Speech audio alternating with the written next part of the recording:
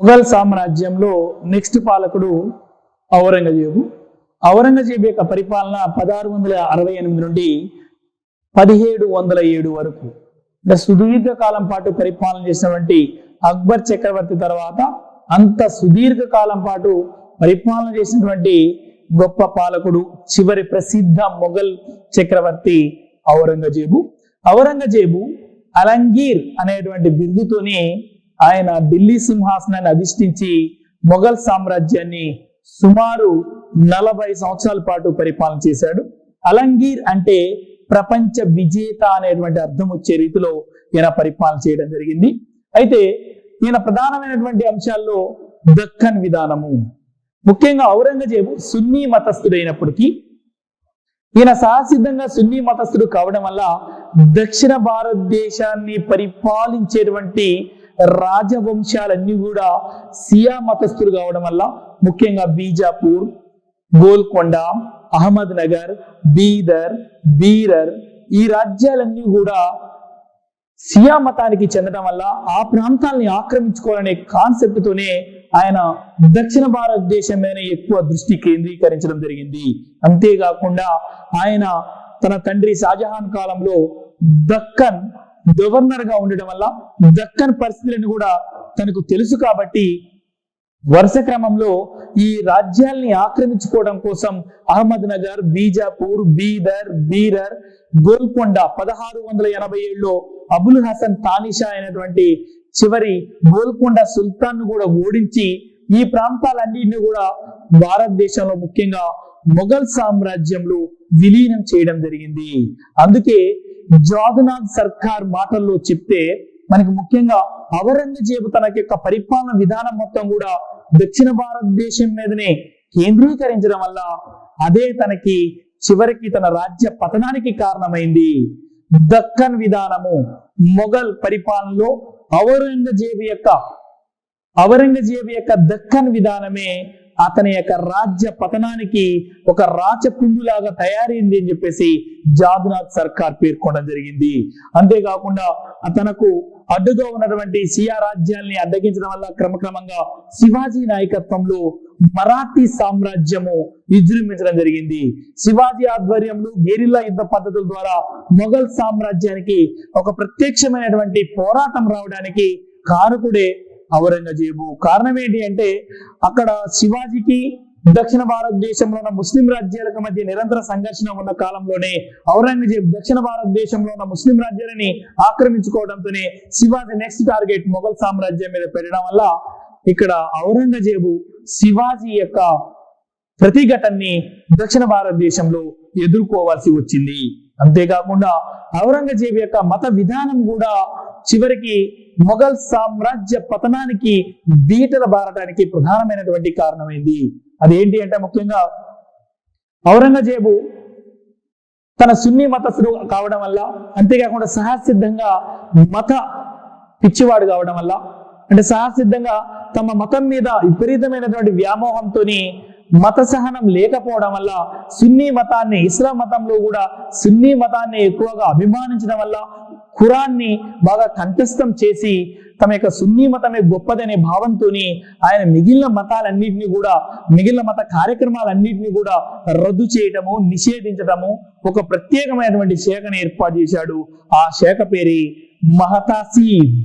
మహతాసీబ్ అనేటువంటి మతపరమైన శాఖను ఏర్పాటు చేసి ఆ మతపరమైన శాఖ ద్వారా సున్నీ మతానికి ఎక్కువ ప్రాధాన్యతనిస్తూ ఇస్లాం మతాన్ని ఎక్కువగా ప్రాముఖ్యతనిస్తూ మత సహనాన్ని పాటించలేదు. అంతేకాకుండా నీతివంతమైన జీవన విధానంతో పాటు అలాగే మానవతా దృక్పథమైనటువంటి జీవన విధానం కొనసాగించాలని ఒక నిరాడంబరమైన జీవిత విధానాన్ని ప్రోత్సహించాడు ఔరంగజేబు. తాను కూడా స్వతహాగా నిరాడంబరమైన జీవితాన్ని గడుపుతూ తన జీవన విధానానికి అవసరమైనటువంటి వస్త్రాలను కానీ తన జీవన విధానానికి కావాల్సినటువంటి ఆహార పదార్థాలు కొనుగోలు చేయడం కోసం ఆయన కూడా టోపీలు కుడుతూ అలాగే ఖురాన్ని కాపీల్ని రాస్తూ వాటిని అమ్మి వాటి ద్వారా వచ్చినటువంటి డబ్బుల ద్వారా తన జీవన విధానాన్ని కొనసాగించేవాడు. అంతేకాకుండా తన రాజ్యంలో మద్యపానాన్ని నిషేధించాడు, బంగ్ అనేటువంటి మత్తు పదార్థాలని నిషేధించాడు, అలాగే సంగీతాన్ని నిషేధించాడు. తులాధానము అనేటువంటి, తులాధానము అంటే ఒక వ్యక్తి ఒకవైపు త్రాసులో ఉంటే ఆయనకి తగ్గట్టుగా ఆ బంగారాలను కానీ, ఎండిని కానీ, వస్త్రాలను కానీ, లేక ఒక విలాసవంతమైనటువంటి వస్తువుల్ని దానం చేయడం అనేటువంటి ఒక తులాభారము అనేటువంటి దాన్ని కూడా నిషేధించాడు. అలాగే కాకుండా జహంగీర్ కాలంలో ప్రవేశపెట్టినటువంటి జురోకో దర్శనము అనేటువంటి, అంటే ప్రజలకి రాజు ప్రత్యక్షంగా కనిపించేటువంటి విధానాన్ని కూడా నిషేధించాడు. అంతేకాకుండా హిందువులు జరుపుకునేటువంటి దీపావళి పండుగని, దసరా పండుగని, అలాగే మిగిలిన మతస్థులు జరుపుకునేటువంటి నవరోజు పండుగని, వీటన్నిటిని కూడా నిషేధించడం జరిగింది. తన ఆస్థానంలో నిరాడంబరమైన జీవితాన్ని గడుపుతూ సున్నీ మతానికి మాత్రమే ప్రాముఖ్యతనిస్తూ మిగిలిన మతాలకి సంబంధించిన ఏ కార్యక్రమాలైనా సరే నిషేధించటము, వాటి మీద ఉక్కుపాదం మోపడం అనేది ఔరంగజేబు కాలంలో జరగడం జరిగింది. ముఖ్యంగా ఈయన కాలంలో ఇతర మతస్థుల యొక్క ఆచార వ్యవహారాలని ఎక్కువగా నిషేధించడం వల్ల జాట్లు, మేవార్లు, సత్నామీలు ఇతనికి వ్యతిరేకులుగా మారడం జరిగింది. అంతేకాకుండా ఇతని కాలంలో సిక్కు గురువు అయినటువంటి గురు తేజ్ బహదూర్ని ఈయన ఉరిదీయించడం వల్ల సిక్కులందరూ కూడా ఈ మొఘల్ సామ్రాజ్య పతనానికి కంకణం కట్టుకోవడం జరిగింది. ఆ విధంగా సిక్కులతోని ఔరంగజేబు వైరాన్ని పెంచుకోవడం జరిగింది. అలాగే హిందువుల పండుగల్ని నిషేధించడం వల్ల హిందువులతోని వైరం పెంచుకోవాల్సి వచ్చింది. అంతేకాకుండా అక్బర్ చక్రవర్తి కాలంలో నిషేధించినటువంటి తీర్థయాత్రల పన్ను, జిజియా పన్నుని 1579లో ఔరంగజేబు తిరిగి మళ్ళీ ప్రవేశపెట్టడం జరిగింది. ఈ విధంగా మతపరమైనటువంటి విధానాలు, చాలా సున్నితమైనటువంటి అంశాలని ఇతర మతస్థులకి ఇబ్బంది కలిగించడం వల్ల అతను అనుసరించిన మత విధానమే చివరికి మొఘల్ సామ్రాజ్య పతనానికి కారణమైంది. ఔరంగజేబు యొక్క వ్యక్తిత్వం చాలా గొప్పదైనప్పటికీ, బహుభాష కోవిదుడైనప్పటికీ, అరబ్బీ భాషలో, పార్సీ భాషలో, తుర్కీ భాషలో గొప్ప పాండిత్యం కలవాడైనప్పటికీ కూడా, ఆయన ఖురాన్ని కంఠస్థం చేసిన వాడైనప్పటికీ, నిరాడంబర జీవితాన్ని గడిపిన వాడైనప్పటికీ కూడా అతను అనుసరించినటువంటి మత విధానము, ఆయన అనుసరించినటువంటి రాజపుత్ర విధానము చివరికి మొఘల్ సామ్రాజ్య పతనానికి కారణమైంది. ముఖ్యంగా ఆయన అనుసరించినటువంటి రాజనీతిలో దక్కన్ విధానం అనేది కూడా అతని పరిపాలన విధానానికి, పతనానికి కారణమైంది. సహసిద్ధంగా ఔరంగజేబు చాలా జ్ఞానవంతుడు, మేధావి, అలాగే మంచి వ్యక్తిత్వం కలిగిన వాడు, నిరాడంబర జీవి, నీతి నియమాల్ని ప్రోత్సహించిన వ్యక్తి, మానవతా దృక్పథాన్ని ప్రోత్సహించిన వ్యక్తి అయినప్పటికీ కూడా ఆయన తీసుకున్న కొన్ని నిర్ణయాలు, ప్రధానంగా రాజపుత్ర విధానము, మతపరమైన విధానము, ఇతర మతాల యొక్క ఆచార వ్యవహారాలన్నింటినీ కూడా నిషేధించడం వల్ల చివరికి మొఘల్ సామ్రాజ్యం పతనానికి ఔరంగజేబు కాలంలోనే పునాది పడటం జరిగింది. ఈ విధంగా మొఘల్ చక్రవర్తి అయినటువంటి బాబర్, హుమాయూన్, అక్బర్ చక్రవర్తి, జహంగీర్, షాజహాన్, ఔరంగజేబ్ వీళ్ళందరినీ కూడా ప్రసిద్ధి మొఘలులు, తొలి మొఘలులు అంటాం. వీళ్ళ కాలంలోనే భారతదేశంలో అద్భుతమైనటువంటి, విశాలమైనటువంటి మొఘల్ సామ్రాజ్యాన్ని ఏర్పాటు చేసి అఖండ ఆసియాలోనే అద్భుతమైనటువంటి పరిపాలన యంత్రాంగాన్ని సృష్టించినటువంటి గొప్ప చక్రవర్తులే మొఘల్ చక్రవర్తులు. ఇలాంటి మొఘల్ చక్రవర్తుల యొక్క పరిపాలన విధానం ఎలా ఉందో ఒక్కసారి మనం ఇప్పుడు చూద్దాం. మొఘల్ పరిపాలన విధానం ముఖ్యంగా రాజే సర్వాధికారి, రాజు దైవాంశ సంభూతుడు. రాజు అనేవాడు దేవుడి యొక్క నీడ. కాబట్టి దేవుణ్ణి గౌరవించాలంటే ఎంత ఆసక్తి చూపాలో అలాగే రాజును కూడా గౌరవించడానికి ప్రజలు ఆ విధంగానే ఆసక్తి చూపాలి అనేటువంటి భావన ముఖ్యంగా మధ్యయుగంలో మొఘల్ చక్రవర్తి కాలంలో ఉండేది. అందుకే జురోకో దర్శనంలో రాజుని ప్రజలు సందర్శించారు అంటే, దర్శించుకున్నారు అంటే దేవుణ్ణి కూడా వాళ్ళు దర్శించుకున్నారు అనేటువంటి భావన ప్రజల్లో కలిగేది. కాబట్టి దేవుడు దైవాంశ సంభూతుడు, దైవం యొక్క కుమారుడే రాజు అనేటువంటి భావన ముఖ్యంగా మొఘల్ చక్రవర్తుల కాలంలో ప్రజల్లో, మొఘల్ పరిపాలన విధానంలో కనిపించేది. ఈ విధంగా మొఘల్ చక్రవర్తి సర్వాధికారి, నిర్ణయాలను కూడా స్వయంగా తీసుకునేవాడు, సర్వ న్యాయాధికారి, సర్వ సేనాధిపతి, తన యొక్క నిరంకుశవాది అయినప్పటికీ కూడా ప్రజల సంక్షేమాన్ని దృష్టిలో పెట్టుకొని ప్రాజ్ఞ నిరంకుశంగా వ్యవహరించడం అనేది ముఖ్యంగా మొఘల్ కాలంలో మనకు కనిపిస్తూ ఉంటుంది. కాబట్టి మరి ఇలాంటి మొఘలులు ప్రధానంగా తన రాజ్యాన్ని కేంద్ర ప్రభుత్వంలో చక్రవర్తిని పాదుషా అని పిలిచేవారు. చక్రవర్తి పాదుషా అంటే ఎంత గొప్పవాడు అంటే వీళ్ళు ప్రవేశపెట్టినటువంటి కొన్ని విధానాలే దానికి నిదర్శనము. అందులో ప్రధానంగా జురోపో దర్శనం గాని, తర్వాత మొహర్ పంజా విధానం గాని, ఈ రెండు విధానాలు పాదుషా యొక్క శక్తి సామర్థ్యాలని, పాదుషా యొక్క శౌర్య పరాక్రమాలని, ఆయన యొక్క సార్వభౌమాధికారాన్ని సూచికలుగా మనం చెప్పవచ్చు. అంతేకాకుండా కేంద్ర ప్రభుత్వంలో బలమైనటువంటి పరిపాలన యంత్రాంగాన్ని ఏర్పాటు చేసి పటిష్టవంతమైనటువంటి పరిపాలన విధానాన్ని అందించినటువంటి గొప్ప పాలకుడే, ముఖ్యంగా పాలకులే మొఘల్ చక్రవర్తులు.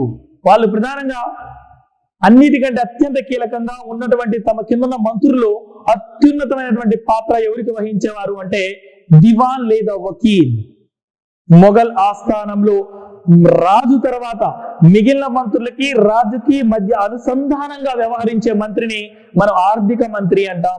ఇది ముఖ్యంగా అక్బర్ చక్రవర్తి కాలంలో రాజా తోడర్మల్ ఈ పదవిని అనుసరించడం జరిగింది. మిగిలిన మంత్రులకి రాజుకి మధ్య సంధానకర్తగా ఆర్థిక మంత్రి ఉంటాడు. ఆ ఆర్థిక మంత్రిని దివాన్ లేదా వకీల్ అని పిలిచేవారు.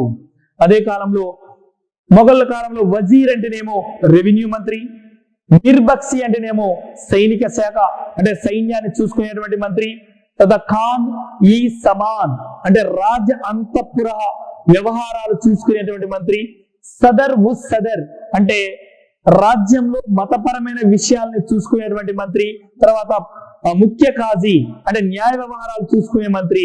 ఈ విధంగా కేంద్ర ప్రభుత్వంలో బలమైనటువంటి మంత్రుల యొక్క సహకారంతో ఒక పటిష్టవంతమైనటువంటి పరిపాలన యంత్రాంగాన్ని ఏర్పాటు చేసిన పాలకులే మొఘలాలు. ఇలాంటి మొఘలాయుల కాలంలో ఒక అద్భుతమైనటువంటి కేంద్ర ప్రభుత్వాన్ని ఏర్పాటు చేయడం జరిగింది. మళ్ళీ కేంద్రాన్ని ప్రాంతాలుగా విభజించేవారు. ఆ ప్రాంతాలని అప్పుడు సుభాలు అని పిలిచేవారు. ముఖ్యంగా అక్బర్ చక్రవర్తి కాలంలో 14 సుభాలు ఉండేవి. ఆ 14 సుభాల మీద అధికారిని సుబేదార్ అని పిలిచేవారు. ఈ సుబేదార్కి సహాయ సహకారాలు అందించడానికి దివాన్, బక్సీ, సదర్, ఖాజీ, బితక్సి, ఫౌద్దార్ అనేటువంటి పాలకులు చిన్న మంత్రుల యొక్క సహకారంతో ఈ సుభాల పరిపాలన నిర్వహిస్తూ ఉండేవారు. అంతేకాకుండా మొఘలాయుల పరిపాలన కాలంలో ఒక అద్భుతమైనటువంటి పరిపాలన, ముఖ్యంగా రెవెన్యూ పరిపాలన విధానము. ముఖ్యంగా మొఘల్ కాలంలో, ముఖ్యంగా అక్బర్ చక్రవర్తి కాలంలో రెవెన్యూ విధానాన్ని రాజా తోడర్మల్ నిర్వహించేవాడు. ఆ రెవెన్యూ విధానం అనేది ముఖ్యంగా అంతకుముందు మనం చెప్పుకున్నట్టు షేర్షా ప్రవేశపెట్టిన రెవెన్యూ విధానాన్ని అక్బర్ చక్రవర్తి ప్రవేశపెట్టాడు. అక్బర్ చక్రవర్తి ప్రవేశపెట్టిన రెవెన్యూ విధానాన్ని బ్రిటిష్ వారు ప్రవేశపెట్టడం జరిగింది. బ్రిటిష్ వారు అనుసరించిన రెవెన్యూ విధానమే ఈ రోజు వరకు భారతదేశంలో అనుసరించడం జరుగుతుంది. అంత అద్భుతమైనటువంటి దూరదృష్టిని ప్రవేశపెట్టినటువంటి పాలకులే మొఘల్ చక్రవర్తులు. ఇది ప్రధానంగా రెవెన్యూ విధానంలో మనకు కనిపిస్తూ ఉంది. ముఖ్యంగా రెవెన్యూ విధానంలో మొత్తం రాజ్యంలో ఉన్నటువంటి భూమి మొత్తాన్ని కూడా కొలిపించి ఆ భూమిని ప్రధానంగా 4 భాగాలుగా 4 వర్గాలుగా విభజించడం జరిగింది. మొత్తం రాజ్యంలో ఉన్నటువంటి భూమిని 4 వర్గాలుగా విభజించారు.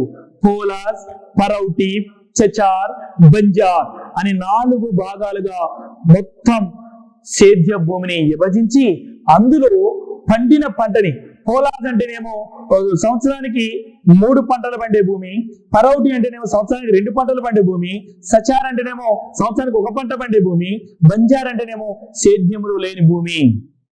ఈ 4 రకాలుగా విభజించి ఆ 4 రకాల భూములలో పండిన పంటలో 1/3 వంతుని పన్నుగా వసూలు చేసేవారు.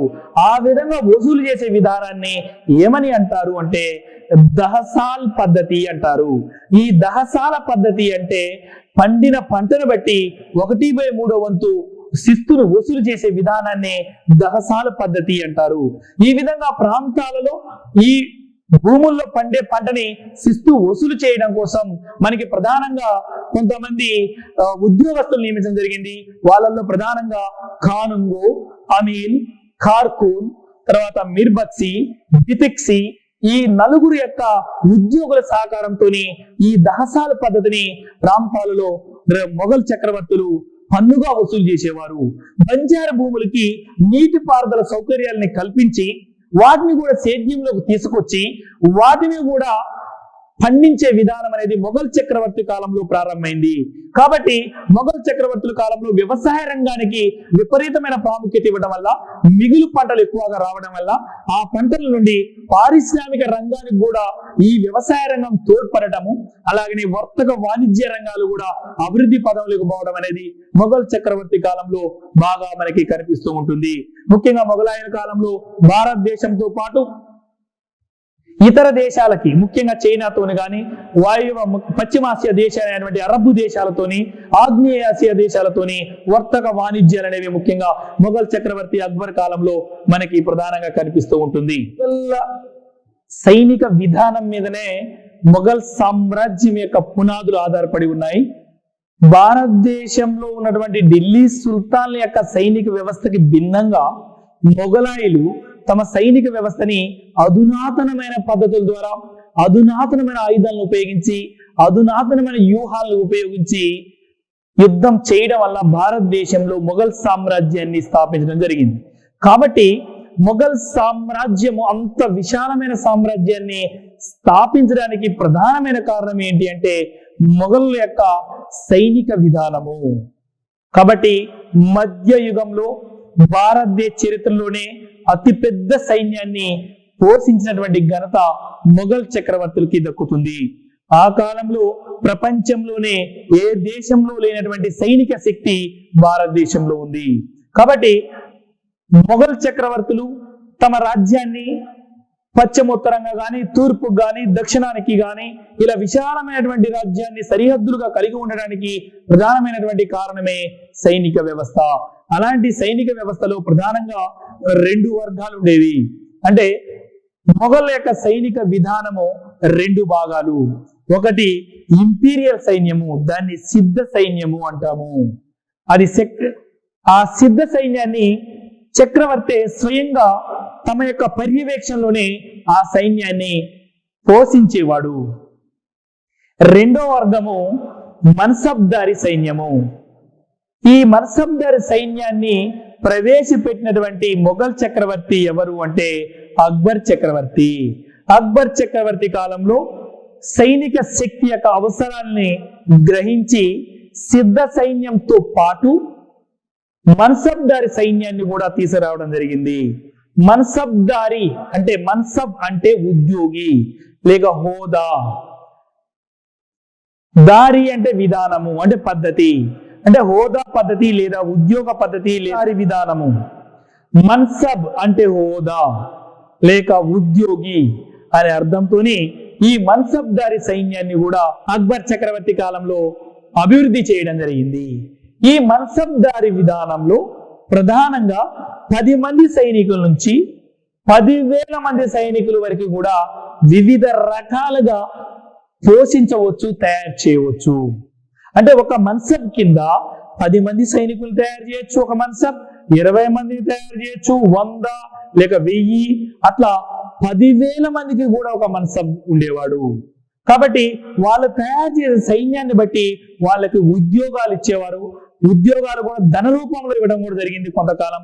తర్వాత కాలంలో వాళ్ళకి ఆ సైన్యాన్ని పోషించినందుకు అయ్యే ఖర్చుకి కొన్ని భూములను కూడా కేటాయించడం జరిగింది. అలా మన్సబ్దారులకు ఇచ్చిన భూమి తర్వాత కాలంలో జమీందారు భూములుగా మారిపోవడం జరిగింది. ఈ విధంగా మొఘల్ చక్రవర్తుల కాలంలో 2 రకాల సైన్యాలు ఉండేవి. ఒకటి ఇంపీరియల్ సైన్యము, 2 మన్సబ్దారి సైన్యము. అయితే ముఖ్యంగా మొఘల్ యొక్క సైనిక విధానంలో విభిన్న రకాల, విభిన్న వర్గాల, విభిన్న జాతుల సమూహమే మొఘలాయుల సైన్యము. అందుకే వీళ్ళ యొక్క పోరాట పటిమ చాలా పరాక్రమంగా, శౌర్యంగా, క్రూరంగా, తెగువగా ఉండడం వల్ల మొఘల్ పాలకులు ఎక్కడ దండయాత్ర చేస్తే అక్కడ విజయం సాధించేవారు. అలా సాధించడం వల్ల విశాలమైనటువంటి రాజ్యాన్ని స్థాపించగలిగారు. అందులో ప్రధానంగా మంగోలులు ఉండేవారు, రాజపుత్రులు ఉండేవారు, తైమూర్లు ఉండేవారు, టర్కులు ఉండేవారు, ఉజ్బేకులు ఉండేవారు, ఆఫ్ఘన్లు ఉండేవారు, మరాఠీ వాళ్ళు కూడా ఇలా సైన్యంలో ఉండేవారు. ఈ విధంగా విభిన్న రకాల తెగలతో కూడినటువంటి సైనిక శక్తిని మొఘల్ చక్రవర్తులు పోషించడం వల్ల, పెంపొందింపజేయడం వల్ల ఈ 2 వర్గాలు ఇంపీరియల్ సైన్యము, మన్సబ్దార్ సైన్యం బలంగా ఉండడం వల్ల విశాలమైనటువంటి రాజ్యాన్ని స్థాపించి నిలబెట్టుకోగలిగారు. అంతేకాకుండా ఇందులో మనకు ప్రధానంగా 10 మంది నుంచి 10,000 మంది సైనికుల వరకు కూడా పెంచేటువంటి మన్సబ్దారులు ఉన్నారు. అలాంటి మన్సబ్దారులు 33 రకాలు ఉండేవారు అన్నమాట. అక్బర్ చక్రవర్తి తయారు చేసిన మన్సబ్దారి విధానాన్ని ఇంట్రడ్యూస్ చేసినటువంటి మొఘల్ చక్రవర్తి ఎవరు అంటే అక్బర్ చక్రవర్తి. మరి ఎన్ని వర్గాలకు ఉండేవి? 10 నుంచి 10,000 వరకు సైన్యాన్ని పోషించేటువంటి మన్సబ్దారులు 33 రకాల మంది ఉండేవారు. అందులో కొంతమంది వర్గము జాట్ వర్గం ఉండేది, కొంతమందికి ఏమో సవార్ అనేటువంటి ఒక పదవి ఉండేది. జాట్ అనే పదవికి సవార్ అనే పదవికి మధ్య తారతమ్యాన్ని చూపించడం కోసం చరిత్రకారులు చాలా సార్లు ప్రయత్నం చేశారు. జాట్ అంటే ఎక్కువ సైన్యాన్ని పోషించే వాళ్ళని జాట్లు గాను, సవార్ అంటే కొద్దిగా తక్కువ పాటి సైన్యాన్ని పోషించే వాళ్ళని సవార్ గాను పిలవటం జరిగేది. కొన్ని ఏరియాలను బట్టి, ప్రాంతాలను బట్టి, వాళ్ళు పోషించే సైన్యాన్ని బట్టి. అంతేకాకుండా సైన్యానికి 2 రకాలైనటువంటి ప్రధానమైనటువంటి ఇంపార్టెన్స్ ఇవ్వడం జరిగింది, ప్రాధాన్యత ఇవ్వడం జరిగింది. అక్బర్ చక్రవర్తి కాలంలో సైన్యానికి దాగ్ అనేటువంటి ముద్ర వేసేవారు. ఎందుకంటే యుద్ధ రంగానికి వెళ్ళినప్పుడు సైన్యము శిక్షణ ఇచ్చిన సైన్యమా కాదా అని తెలుసుకోవడం కోసం శిక్షణ ఇచ్చే సైన్యానికి ఒక ముద్ర వేసేవారు, రాజముద్ర. దాన్ని దాగ్ అంటాము. ఆ సైన్యాన్ని మాత్రమే యుద్ధ రంగంలోకి అనుమతించేవారు. అలాంటి దాగు ముద్ర కలిగినటువంటి సైన్యమే యుద్ధ రంగంలోకి ప్రవేశించాలి. ఎందుకంటే ఆ సైన్యానికి ఎప్పటికప్పుడు ఆ యొక్క అశ్వాలకు కానీ, ఆ ఒంటెలకు కానీ, ఆ ఏనుగులు కానీ ఆ ముద్ర వేయడం వల్ల ఆ సైన్యము శిక్షణ పొందిన సైన్యం కాబట్టి యుద్ధ రంగంలో గెలుపుకి ఒక మార్గంగా ఉంటుందని చెప్పేసి ఆ విధంగా దాగ్ అనే ముద్ర వేయడం జరిగింది.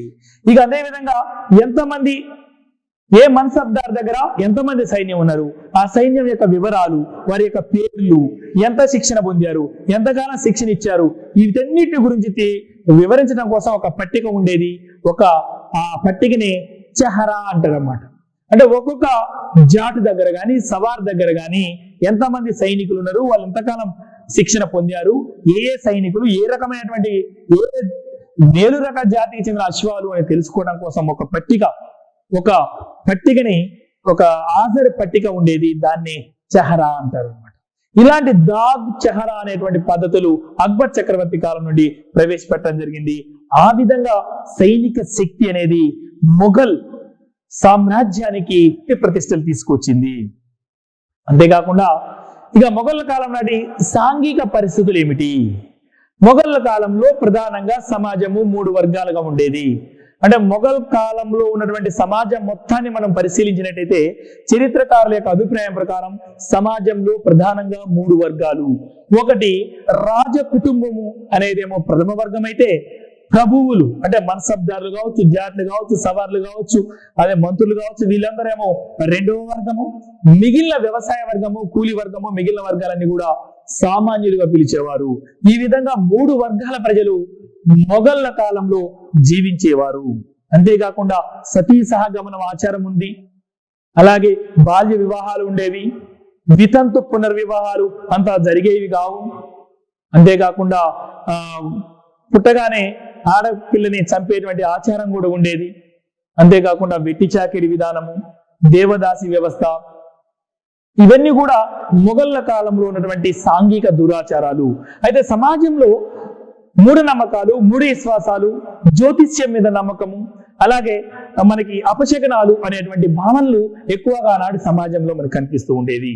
కాబట్టి సమాజంలో కొంతవరకు మూఢ విశ్వాసాలతోని, మూఢనమ్మకాలతోని, విగ్రహారాధనతోని ఎక్కువగా ఉన్నటువంటి పరిస్థితులు మనకి మొఘల్ కాలం నాటి సాంఘిక పరిస్థితుల్లో ఒక భాగంగా ఉండేది. అలాంటి మొఘళ్ళ కాలంలో మరి ఆర్థిక వ్యవస్థ ఎలా ఉంది? ప్రపంచ దేశాల్లోనే మొఘళ్ళ కాలము ఆర్థిక రంగంలో ప్రపంచ అన్ని దేశాల కంటే కూడా ముందు వరుసలో ఉంది అని చెప్పవచ్చు. ఆనాడు భారతదేశము ముఖ్యంగా అక్బర్ చక్రవర్తి కాలంలో కానీ, జహంగీర్ కాలంలో, షాజహాన్ కాలంలో ప్రపంచంలో ఉన్నటువంటి ఇతర దేశాల కంటే కూడా ఆర్థికంగా శక్తివంతమైన దేశం ఏది అంటే భారతదేశము. వ్యవసాయ రంగం చాలా అభివృద్ధి పదంలో ఉంది. బంజారా భూములు కూడా సాగులకు తీసుకొచ్చారు. పంటలు విపరీతంగా పండేవి, మిగులు ఉత్పత్తి ఎక్కువగా జరిగేది. అంతేకాకుండా ఇక్కడ అనేక రకాల పంటలు పండించేవారు. ముఖ్యంగా చెరుకు తీసుకుంటే బెంగాల్, బీహార్, ఒరిస్సా, ఉత్తరప్రదేశ్ చెరుకు పంటకి నిలయము. అలాగే ప్రతి పంటకి బెంగాల్, గుజరాత్, దక్కన్ ప్రాంతము, తెలంగాణ, మహారాష్ట్ర, మధ్యప్రదేశ్ ఈ ప్రాంతాలు ఎక్కువగా పండించేవారు. అంతేకాకుండా పట్టు వస్త్రాలు కర్ణాటక, మజ్లిన్ వస్త్రాలు ఉత్తరప్రదేశ్, జనుము నార ఎక్కువగా వెస్ట్ బెంగాల్. ఇలా విభిన్న రకాలు ఆహార పంటలతో పాటు వాణిజ్య పంటలు కూడా ఎక్కువగా పండించేవారు. అంతేకాకుండా వాణిజ్య పంటల్లో ప్రధానంగా మనకి ప్రత్తి కానీ, అలాగే చెరుకు పంట కానీ, జనుము ఉత్పత్తి కానీ వీటిని ఎక్కువగా పండించి ఇతర దేశాలకు కూడా ఎగుమతులు దిగుమతులు ఎక్కువగా ఈ మొఘల్ సామ్రాజ్య కాలంలో, మొఘళ్ల కాలంలో ఎక్కువగా జరిగేది. ఆర్థికంగా అన్ని రంగాలు సుసంపన్నంగా ఉన్నటువంటి కాలము ఏది అంటే మొఘల్ చక్రవర్తుల కాలమే.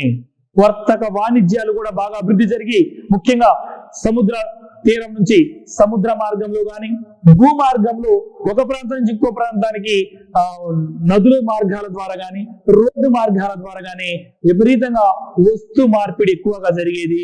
వర్తక వాణిజ్యాలు బాగా అభివృద్ధి జరిగేవి. ప్రధానంగా పశ్చిమాసియా దేశాలతోని ఎక్కువగా వర్తక వాణిజ్యాలు ఎక్కువగా జరిగేవి. కాబట్టి మొఘలాయల కాలము ఆర్థికంగా చాలా శక్తివంతమైనటువంటి రాజ్యంగా మనం పేర్కొంటున్నాం.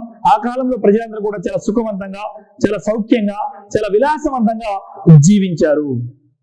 ఇక మత పరిస్థితులు తీసుకున్నట్టయితే మనము ముఖ్యంగా అక్బర్ చక్రవర్తి కాలంలో పరమత సహనానికి పెద్దపీట వేయడం జరిగింది. మొఘల్ చక్రవర్తి అక్బర్ అన్ని మతాలను సమానంగా చూడటమే కాకుండా అన్ని మతాల వారికి సరైనటువంటి సమపాలలో ప్రోత్సాహం ఇవ్వడం జరిగింది. అలాగే ఇస్లాం మతం కానీ, క్రైస్తవ మతం కానీ, హిందూ మతం కానీ, బౌద్ధం, జైనం, సిక్కు, పారసీ అన్ని మతాల వారికి సమ ప్రాధాన్యత ఇవ్వడం, అన్ని మతాల వారిని గౌరవించడం, అన్ని మతాల పుణ్యక్షేత్రాలని సందర్శించుకునే అవకాశం కల్పించడం, తీర్థయాత్ర పన్ను రద్దు చేయటం, జిజియా పన్ను రద్దు చేయటం, ఈ విధంగా అన్ని మతాలకి సర్వమత సారాంశం ఒకటే అని చెప్పేసి వివాదకరమైనటువంటి ఒక చర్చ గోష్ఠిని పెట్టడం, సర్వమతాల గోష్ఠిని పెట్టడం, ఇవన్నీ కూడా మత సహనానికి నిదర్శనంగా చెప్పవచ్చు. మొఘల్ చక్రవర్తులందరూ కూడా మత సహనాన్ని పాటించారు, ఒక్క ఔరంగజేబు తప్ప. ఔరంగజేబు కూడా తన సున్నీ మతస్థుడు కావడం వల్ల సున్నీ మతానికి ఎక్కువగా ఇంపార్టెన్స్ ఇచ్చి మిగిలిన మతాల్ని కొంతవరకు మతాల్ని ద్వేషించడం వల్ల ఆ మత యొక్క సాంప్రదాయాల మీద, సంస్కృతి మీద, ఆచార వ్యవహారాల మీద ఉక్కుపాదం మోపడం వల్ల చివరికి ఆ మత విధానమే మొఘల్ సామ్రాజ్య పతనానికి కారణం కావడం కూడా మనం ఇక్కడ చూడవచ్చు. ఎందుకు అంటే ఇక్కడ అక్బర్ చక్రవర్తిని పెద్ద చేసిన వాళ్ళు, అలాగే ఆయన చేసుకున్నటువంటి పెద్ద చేసిన వాళ్ళు సూఫీ సన్యాసులు, అలాగే వాళ్ళమ్మ సియా మతస్థురాలు, అలాగే ఆయన పెళ్లి చేసుకున్నటువంటి మహిళలు హిందూ మతస్థులు, ఆయన దగ్గర ఉన్నటువంటి వాళ్ళు జైన మతస్థులు, బౌద్ధ మతస్థులు, అలాగే సిక్కు మతస్థులు, సిక్కులతో మంచి స్నేహ సంబంధాలు పెంచి పోషించడం, ఈ విధంగా ఉండటం వల్ల పరమత సహనాన్ని అక్బర్ చక్రవర్తి పాటించాడు. కానీ ఔరంగజేబు కాలంలో అది కుంటుపట్టడం వల్ల చివరికి అదే మొఘల్ సామ్రాజ్య పతనానికి కారణమైంది. ఇక వాస్తు శిల్పకళా రంగం ఎలా ఉంది మొఘల్ సామ్రాజ్యంలో అంటే ముఖ్యంగా టర్కీ, పర్షియన్ పద్ధతుల్లో ఇక్కడ మొఘలుల కాలంలో నిర్మాణాలు జరగడం జరిగింది. అంతేకాకుండా పితృదూర పద్ధతి కూడా. పితృదూర పద్ధతి అనేది నూర్జహాన్ తన తండ్రి అయినటువంటి ఇతాముద్దౌల యొక్క సమాధిని చాలా అద్భుతమైనటువంటి గోడల నిండా మంచి శిల్పాలతోని, మంచి రంగురాలతోని, పెయింటింగ్స్ తోని గొప్పగా తయారు చేయడం వల్ల ఆ పద్ధతిని పితృదూర పద్ధతి అంటారు అన్నమాట. అంతేకాకుండా ఇక్కడ మనకి అనేక రాజప్రసాదాలు, ముఖ్యంగా హుమాయూన్ సమాధిని అక్బర్ నిర్మించడం, అలాగే పంచమహల్ నిర్మాణము, అలాగే ఆగ్రా కోటకి సమీపంలో దగ్గరలో అనేక రకాలైనటువంటి భవనాల నిర్మాణము, తర్వాత వచ్చినటువంటి జహాంగీర్ కాలంలో కూడా కొంతవరకు మీనియేచర్ చిత్రలేఖనం అభివృద్ధి చేస్తూ కొన్ని భవన నిర్మాణాలు, అదే ముఖ్యంగా నూర్జహాన్ కాలంలో నిర్మించిన నిర్మాణాలు కావచ్చు.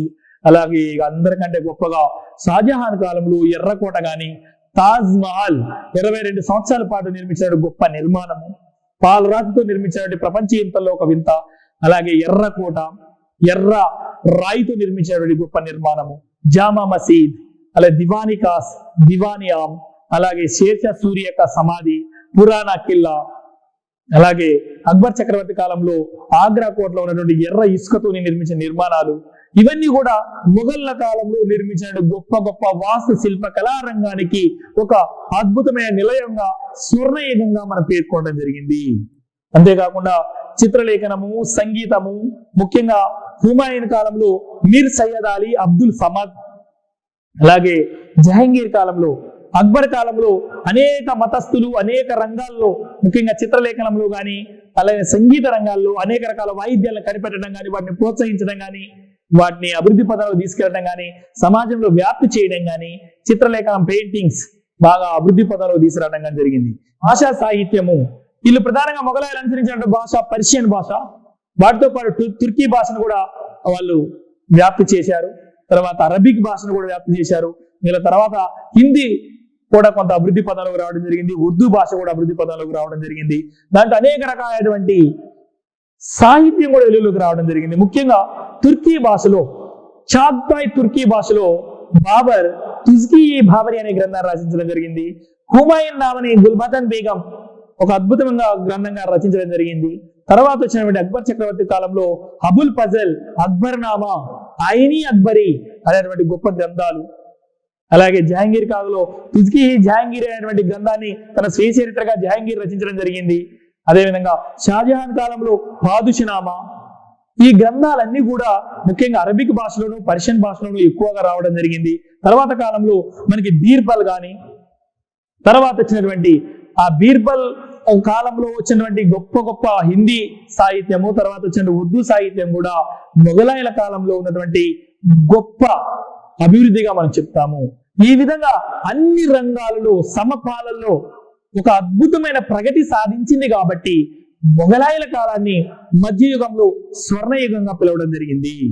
అది క్రమక్రమంగా ఔరంగజేబు కాలం నుండి పతనావస్థకి చేరుకోవడం, ఔరంగజేబు తర్వాత వచ్చినటువంటి పాలకులందరూ కూడా బలహీనులు కావడం, అసమర్థులు కావడం, అలాగే ముఖ్యంగా బహదూర్ షా కానీ, అలాగే జహందర్ షా కానీ, ఫారిక్ సియర్ కానీ, మహమ్మద్ షా, అహ్మద్ షా, వీళ్ళందరూ రెండో షా ఆలం, రెండో అలంగీర్, రెండో అక్బర్, రెండో బహదూర్ షా, వీళ్ళందరూ కూడా బలహీనమైన చక్రవర్తులు కావడము, విదేశీయుల నుంచి దాడులు ఎక్కువగా జరగడము, ఔరంగజేబు అనుసరించిన మత విధానం వల్ల రాజపుత్రులు దూరం కావడం, సిక్కులు దూరం కావడం, మరాఠాల యుద్ధం ఎక్కువగా జరగడం, ప్రభువుల తిరుగుబాట్లు ఎక్కువగా జరగడం, ఈ అన్నిటి కారణాల వల్ల మొఘల్ సామ్రాజ్యం 200 సంవత్సరాల పాటు దేదీప్యమానంగా, అత్యద్భుతమైనగా, ప్రజారంజకంగా, ప్రజా ఆమోదయోగ్యంగా అందించినటువంటి ఈ పరిపాలన వ్యవసాయ రంగంలో కానీ, సామాజిక రంగంలో కానీ, ఆర్థిక రంగంలో కానీ, శాస్త్ర సాంకేతిక రంగాల్లో కానీ, భాషా సాహిత్యంలో కానీ, శిల్పకళా రంగంలో కానీ వైభవంగా సాగినటువంటి